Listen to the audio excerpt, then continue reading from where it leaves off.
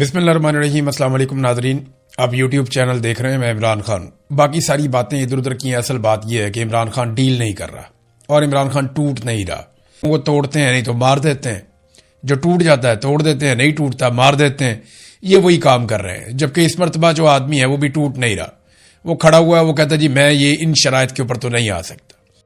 بہرحال عمران خان تو نہیں ٹوٹتا جو ابھی تک دکھائی دے رہا ہے۔ عمران خان صاحب کی بہن نے ساری رودات سنائی پریس کانفرنس کر کے، اس کے اوپر ایک بڑی کنٹروورسی بھی کھڑی ہو گئی ہے۔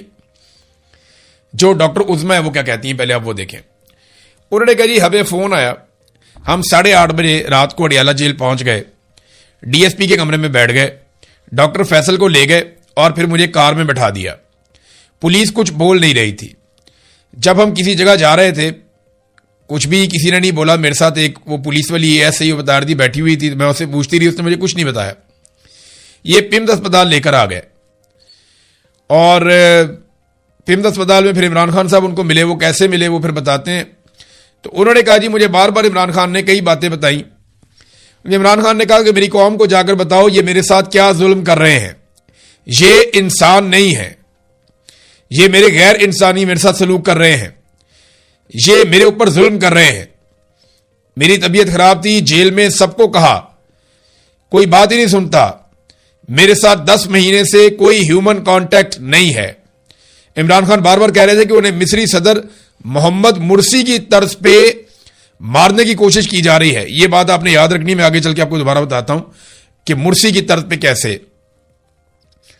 عمران خان صاحب کہتے ہیں جی کہ انسانوں کی عدم موجودگی کے باعث میری طبیعت خراب ہوتی ہے، میرے پاس انسان موجود نہیں ہوتے، میرے ساتھ ظلم ہو رہا ہے، عمران خان کو انسانوں سے دور رکھا جا رہا ہے، ٹی وی اور پڑھنے کے لیے جو مٹیریل ہے وہ انہیں دستیاب نہیں ہے۔ پھر اس کے بعد انہوں نے کہا کہ عمران خان کو شفا انٹرنیشنل اسپتال کے بجائے پمز میں لے جایا گیا، جہاں انہیں اندھیرے کمرے میں گاڑی سے اتار کر او پی ڈی میں بٹھا دیا گیا۔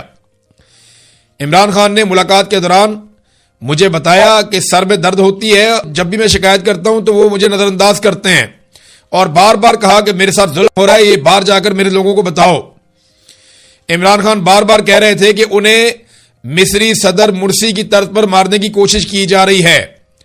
عمران خان نے شفا انٹرنیشنل اسپتال جانے سے انکار نہیں کیا، شفا اسپتال جانے سے انکار نہیں کیا، یہ بھی ان کی بہن نے کنفرم کر دیا۔ پھر انہوں نے کہا کہ جب میں پمز میں پہنچی تو مجھے کہا گیا کہ ڈاکٹر صاحبہ آپ ادھر آ جائیں۔ میں اوپر گئی تو عمران خان صاحب بیٹھے تھے، وہ اتنے شوق میں تھے، مجھے بڑے پیار سے ملے، مجھے دیکھ کر جذباتی ہو گئے اور کہا کہ میری بہن میں نے 10 ماہ کے بعد آپ کو دیکھا ہے۔ عمران خان صاحب کی ایک آنکھ بند تھی، آنکھ پر پٹی تھی، پمز میں اندھیرا تھا اور انہیں موبائل کی لائٹ میں لے جایا جا رہا تھا۔ عمران خان تیز چلتے ہیں، میں نے ان سے کہا کہ آہستہ چلو۔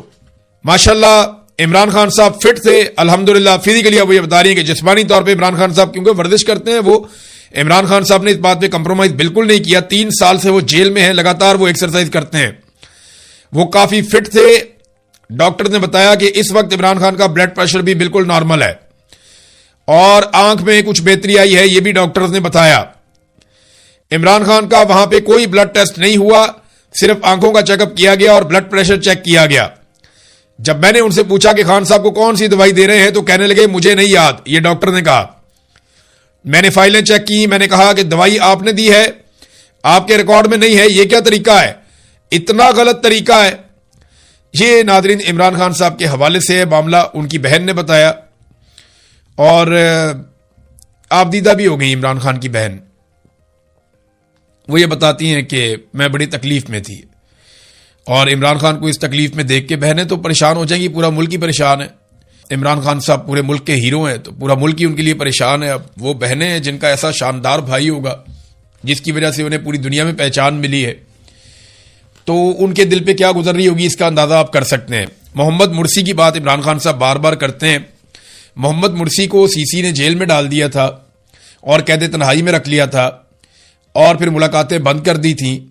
قید تنہائی میں ان کے پرابلمز بڑھتے چلے گئے، پھر ایک دن انہیں عدالت میں لایا گیا اور وہ گر گئے بے ہوش ہو کر، ہسپتال پہنچے تو ان کی موت ہو چکی تھی، اور عمران خان صاحب کہتے ہیں کہ یہی میرے ساتھ کیا جائے گا۔ اب یہاں سہیل آفریدی نے بھی باتیں کی، اور جو ڈاکٹر تھے فیصل سلطان، انہوں نے بتایا کہ ان کے ساتھ کیا ہوا۔ وہ یہ کہتے ہیں کہ 8 بجے رات ہم اڈیالہ جیل پہنچے، کچھ وقت انتظار کیا، تقریباً 12:30 بجے ایک اہلکار آیا، مجھے ساتھ لیا اور ایک گاڑی میں بٹھا کر روانہ ہو گیا۔ 45 منٹ کے بعد مجھے شفا اسپتال پہنچا دیا گیا۔ سیکیورٹی کے انتظامات وہاں پہ تھے، ویٹنگ روم میں مجھے بٹھائے رکھا۔ صبح فجر کے وقت مجھے بتایا گیا کہ شاید وہ نہیں پہنچ پا رہے، آپ روانہ ہو جائیں۔ مجھے گاڑی میں بٹھایا اور واپس اڈیالہ جیل چھوڑ دیا گیا۔ کیسے دھوکے باز اور فراڈی یہ پاکستان کے اوپر مسلط ہو گئے، یعنی کتنا بڑا فراڈ ہے جو پاکستان کے ساتھ ہو رہا ہے۔ یہ سارے نوسر باز فراڈی ہے، یہ سارے پاکستان میں مسلط ہو گئے، پورے ملک کے ساتھ دھوکہ ہو رہا ہے، ملک پہ انہوں نے قبضہ کر لیا، ان کے ہتھے چڑھ گیا فراڈیوں کے ملک۔ سہیل آفریدی بھی پریس کانفرنس انہوں نے بھی کی، وہ بھی یہاں پہ شامل ہوئے۔ انہوں نے کہا جی 3 ججز کے فیصلے کو اڑا دیا گیا۔ عمران خان ایک لیڈر ہے، پوری دنیا اسے جانتی ہے، ان کے ساتھ اگر یہ سلوک ہو رہا ہے تو عام پاکستانی کا کیا حال کریں گے؟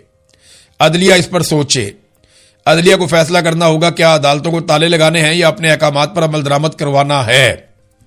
یہ بھی انہوں نے پوچھا سہیل آفریدی نے۔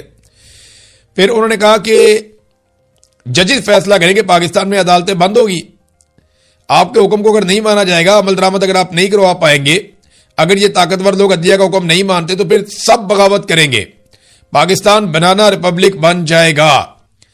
پھر بیرسٹر گوہر نے کچھ باتیں کی اس حوالے سے جو عمران خان صاحب کے ساتھ زیادتی کی گئی ہے۔ انہوں نے کہا جو کچھ ہوا وہ بڑی بدقسمتی ہے، اس کی توقع نہیں تھی، کوئی ہے جو نہیں چاہتا کہ حالات بہتری کی طرف جائیں، ہم نے بہت کوشش کی، ہمیں بتایا گیا تھا کہ سپریم کورٹ کے فیصلے پر عمل ہوگا، سپریم کورٹ کا فیصلہ بڑا واضح تھا، کوئی ابہام تھا تو دوبارہ عدالت سے رجوع کیا جا سکتا تھا۔ یہ بیرسٹر گوہر نے عمران خان صاحب کے حوالے سے بات کی ہے۔ اب یہ تو آ گیا موقف عمران خان صاحب کی بہنوں کا، عمران خان صاحب کی فیملی کا اور ان لوگوں کا۔ محمود اچھکزئی نے بھی کہا کہ معلوم نہیں کون سی قوتیں ہیں جو حالات کو معمول پہ نہیں آنے دینا چاہتی، سب نے یقین دلایا تھا کہ نہ احتجاج ہوگا نہ جلوس ہوگا، مگر رات کے واقعات نے کئی سوالات کھڑے کر دیے۔ خدارہ ملک کو خانہ جنگی کی طرف نہ دھکیلیں، جو انفارمیشن پھر انہوں نے دی عمران خان صاحب کی بہنوں نے، باقی لوگوں نے، وہ بھی بتائی جا رہی ہیں۔ عمران خان صاحب کی بہنیں آپ دیدہ تھی، وہ رو رہی تھیں، ان کی آنکھوں میں آنسو تھے جب وہ بات کر رہی تھیں۔ یہی آنسو اگر شریفوں یا زرداریوں کے خاندان کی کسی عورت کے ہوتے تو آپ دیکھتے ہیومن رائٹس کی آرگنائزیشنز عورت کارڈ لے کر آ جاتی ہیں، پوری دنیا میں رولا پڑ جاتا، پاکستان کے اندر بڑا رولا پڑ جاتا۔ یاد رکھیے گا کہ ایلیٹ کلاس کی عورت کی آنکھ سے نکلا ہوا ایک آنسو، جو شاہی خاندان ہے دنیا کے بڑے بڑے، ان کی عورتوں کی آنکھوں سے نکلا ہوا ایک آنسو زیادہ قیمتی ہوتا ہے غریب کے بہتے ہوئے خون سے بھی۔ یعنی وہ دکھ میں ایک آنسو بھی بہا دینا تو اس کی بہت بڑی قیمت ہوتی ہے۔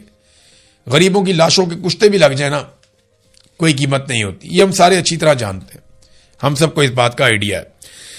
اب ناظرین، ایک تو یہ جو بیانیہ بنایا جا رہا تھا پی ایم ایل این کی جانب سے، یا جو صحافی پی ایم ایل این کے بہت قریبی ہیں ان کی جانب سے کوئی ڈیل شیل ہو رہی ہے، تو ان سب کے منہ پہ تو پڑی ہے چپیڑ، ڈیل تو کوئی نہیں ہو رہی، ڈیل بھی کوئی نہیں ہو رہی۔